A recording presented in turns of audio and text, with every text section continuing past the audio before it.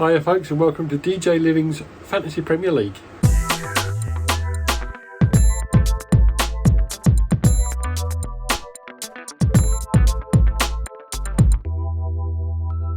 Right folks, a bit of an odd episode this one. Last week obviously there was no fixtures played at all because of the Queen passing away, so nothing to report on the last week's fixtures at all. But we'll look forward to this week's. One of the biggest bits of news in the football world at the moment is obviously Graham Potter leaving Brighton to go to Chelsea. I think that will cause a lot of disruption to the Brighton players. They've been playing well so far this season, and depending on who they get to replace him, that could make a difference to their points going forward. And Chelsea, hopefully under Potter, Chelsea will start to improve a little bit more.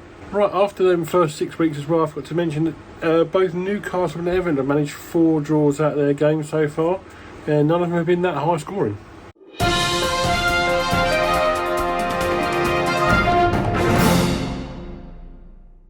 Alright, next up, game week 8, and there's 3 postponements for this weekend as well. So you've got Brighton against Crystal Palace, Man United Leeds, and Chelsea Liverpool have all been called off this weekend.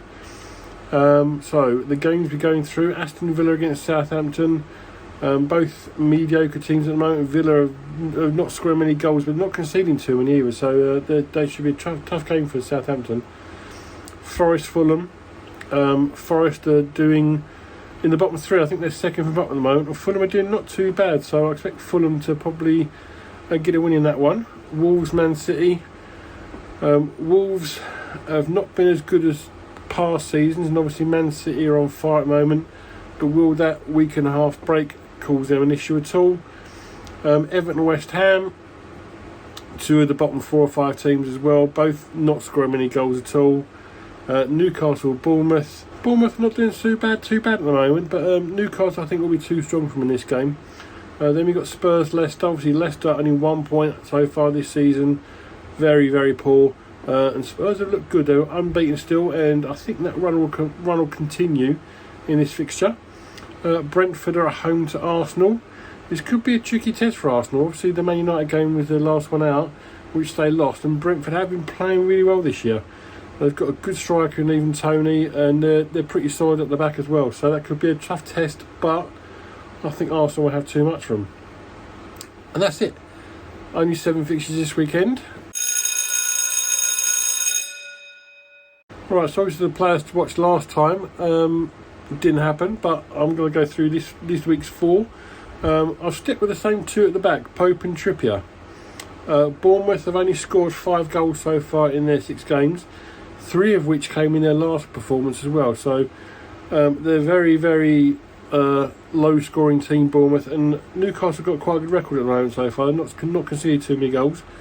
In midfield, I've gone for Onana from Everton. He's a new signing. He's only 4.9 million, and I think he's possibly starting to find his feet a little bit. He got a clean sheet in his last game, and they are at home to West Ham. West Ham are not scoring many. They conceded a few goals, but we'll see how that one goes. But Onana, I think 4.9 million.